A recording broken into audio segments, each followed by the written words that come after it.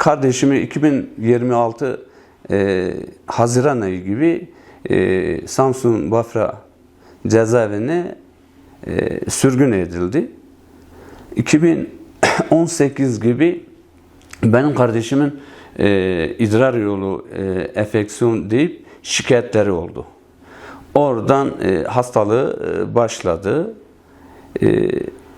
Hastalıkları başladı. Bir türlü doktora götürmediler. Hani biz aile olarak avukatlar aracılığıyla da o kadar başvurduğumuza rağmen revirlerde sadece ağrı kesici yazıp, yani düşünebilir misin? Bir insanın günde 3 tane ağrıların dinmesi için günde 2 tane, 3 tane ağrı kesici kullanıyor. 2019 yılında Diyarbakır T-tipi cezaevine sürgün edildi. Elazığ Binnoğlu T-tipine kalması gerekiyor. Orada bir gece kalıyor. İçi aramalar ve çıplak aramalar dayatılırken işte devlet sizin gibilerine ekmek vermemeli, ölmelisiniz deyip hakaret ediyor. Tabi bu da bu hakareti kabul etmiyor. Vurup kaburgalarını kırıyorlar. Biz birkaç gün, bir müddet haber almadık cezaevini aradığımıza rağmen. Ondan sonra avukatlar aracılığıyla biz öğrendik. Diyarbakır T-tipi cezaevine gittiğini. Ben cezaevini aradım. Görüş gününü sordum. Gününü söylediler. Aile olarak çıktık, gittik. O arada zaten doktor rapor da vermemiş. Rapor vermediği için bizi görüştürmediler. Bir ay dedi görüş ve telefon şeyi var. Ondan sonra bu biterken Hamdullah bizi aradı. Anlattıklarım olayları anlattı. İşte kaburgalarım kırılmış. Kendisi iyileşmiş. Bize bunu anlattı. Biz tabii ki avukat aracılığıyla şey yaptık. Mahkeme herhangi rapor verilmediği için takipsizlik verdi. Hamdullah'ın hastalıkları gittikçe arttı. Yani o kadar avukat aracılığıyla başvurduğumuza rağmen yani doğru dürüst doktora götürülmedi. Psikolojik sıkıntılar da yaşadı. Bu mahkemeye en son 2021'de Diyarbakır D-tipine sürgün edildi. Sürgün edilirken orada tekrar yani ağrılarından dolayı ve bu avukat gardiyanların tekrar bir saldırılarına uğranıyor. 2022 sonu 23'ün daha başlangıcı, 22'de daha doğrusu. Bu mahkemeye çıkarken oradaki mahkeme savcı psikolojik sıkıntıları da yaşadığını fark ediyor ve bunu Elazığ Fethi Sevki Hastanesi'ne gönderildi. Orada doktorlar zaten şey yaparken bir insanın bu kadar ağrı kesici kullanmasının sıkıntı olduğunu, yani böyle bir şeyler de olmadığını orada doktora götürüyorlar. Mesene kanserini tespit ediyorlar. Mesene kanseri, doktor bizi aradı, imzanızın gerektiğini ve bu ameliyatı acilen yapılmasını söylediğini. Biz de çıktık gittik, imza attık. Fethi Seki Şehir Hastanesi'nde Elazığ'da yapılan ameliyat tabi yapılmadı. Sadece idrar yollarında girip kapatıldı. Fırat Üniversitesi'ne gönderilmesi lazım. Acilen dedi. Bunun ameliyat olması gerekiyor. Biz gittik. Tabii kendi imkanlarımızla doktorlarla görüştük. İyi bir doktor da vardı. Gelirse dedi, ben dedi bunu ameliyatını yaparım ama bakmam lazım. Geç olmadan dedi yapay mesene de yapılabilir dedi o zaman. Bunlar oraya getirmesi gerekirken oradan giriş yaptılar. Bir sonraki gün getirecektiler. Cezaevine götürdüler. Yani getirmiş gösterdiler, getirmediler. Oradan bir 15-20 gün şeyde kaldı.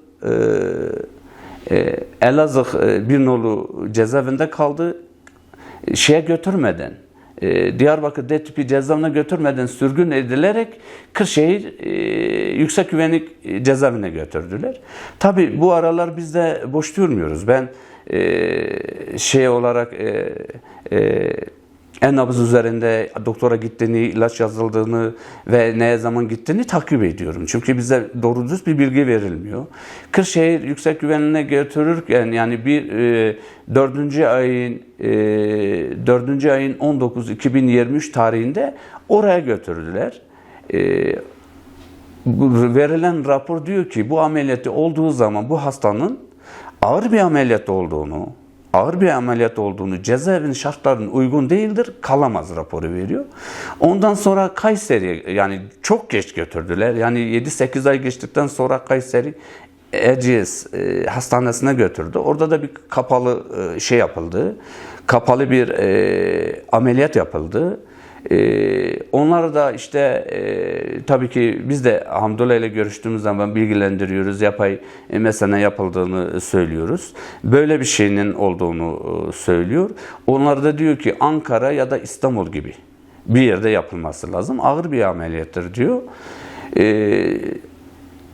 Ta 2025'in aralığın sonuna kadar götürülmedi. Ölmesin diye getirdiler. Etlik Şehir Hastanesi'ne getirdiler. Orada Ocak ayın kaçıydı bir ameliyat yapacaktılar. Gittik. Görüşmeye izin verilmedi. Yani avukatlarla ettiğimiz şekilde hiçbir şekilde görüş verilmedi. Biz de aile olarak, avukat olarak bakanlığa yazı yazdık. Yani hani Hamdullah'ın durumu çok kötü olduğunu görüyoruz, biliyoruz. Orada bize izin çıktı. Bir de refakatçi olarak da değildi. Sadece bir yarım saat beni görüştürdüler. Görüştürürken Hamdullah'ın durumunun çok iyi olmadığını, hatta kolundaki kelepçeyle, yatakla ölme noktasında olan bir hastanın kelepçeli olduğunu gördüm. Ondan sonra son 1,5 gün ameliyata kalırken bir daha geri götürüp ameliyat etmemek için kanın olmadığını, daha önce de bir haftadır 10 gündür oradayım. Bize haber verilmiyor. Doktorlarla görüşüyoruz. Onlar işte askerler bilmem ne bu konuda ben kalktım.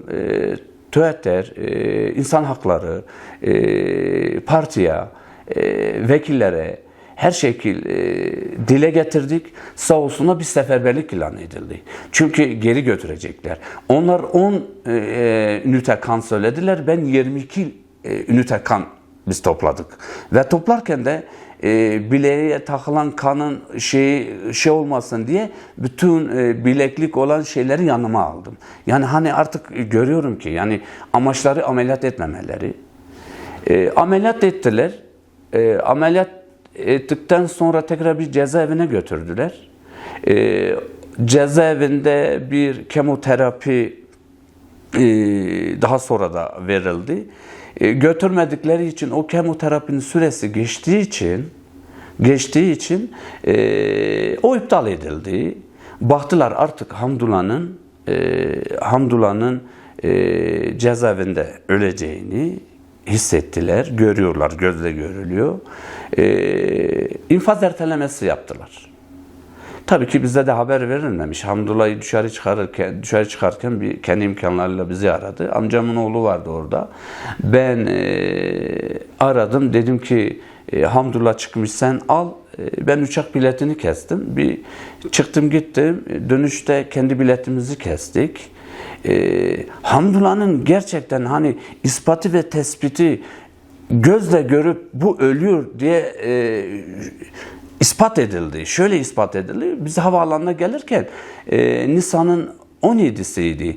Biz biletlerimizi aldık. Uçak kapısına geldik. Oradaki görevli bu hastadır dedi. Ölüyor dedi. Ayakta duramıyor dedi. Biz dedi bunu uçağa alamayız dedi. Yani nasıl olur ya, benim kardeşim yok dedi, sen gidebilirsin. Ben dedim ölü kardeşimi o zaman bırakın mı gideyim? Nasıl oluyor dedim, gerekirse ne imzalarsa imzalayayım dedim. İmzalayayım dedim, kardeşimi götüreyim dedim. Yok olmaz dedi, gerekirse dedi güvenlik çağıracağız. Rapor olmadan ben uçağa alamam. Mecbur kaldım. Kardeşim hasta, Hamdullah hasta. Ayağımın üstüne duramıyor. bir kargaşa çıkmasın. Tabii ki biz fark ediyoruz. Biz dışarı çıkarken onlar da bizi ta dışarı çıkana kadar takip ettiğini görüyorum. Taksiye bindim, otogara gittim. Hamdula'yı o şekilde aldım, gittim otobüste bilet kestim. Çıktım geldim. 100. yılda kemoterapları hele de devam ediyor. Kemoteraplarını gördü. Şu an raporda ne kadar Hamdullah iyidir deseler dahi Hamdullah'ın tedavisi devam ediyor. Düşünsenize ya, ameliyat masasına yatacağım.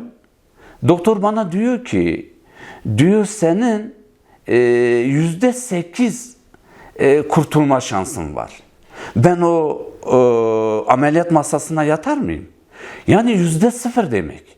%8 kurtulma şansı olan bir şeyin sen o ameliyat masasına yatamazsın.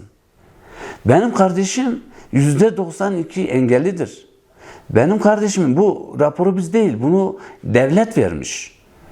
Benim kardeşim çoğu ihtiyaçlarını aile desteğiyle gideriyor. Tekrar tutuklanmasına diye yazı geldi. Tabii tedavileri de devam ediyor. Biz bunu özellikle kendimiz aldık. Götürdük savcılığa. Polislerin kapıda cirit atıyor. Biri diyor ki sen jandarmaya teslim etmeyeceksin. Dedim jandarma niye geliyor? Bize sen 155'i ararken jandarma mı buraya geliyor? Polis gelmiyor mu? O benim sorunum değil dedim. Ben kimin geldiğini şu an o zaman ben size soruyorum. Niye geliyor dedim. Tabii Hamdullah o sırada misafirlikteydi. Hasta olduğu için telefon kullanmıyor. Biz aldık şeye götürdük. Erdiş Tertibi cezaevine tekrar yatıyor. 2025 tarihinde kardeşimin gözaltına alındığını söyledim. Jestisiyle aleyhine olan bütün istinaf, bütün Yargıtay cezaları 6 ay içinde onaylandı ve mahkum edildi, cezaevine gönderildi. Kanun aynı kanun. Yargı aynı yargı. Biz bunu söylemek istiyoruz. Biz bunu haykırıyoruz.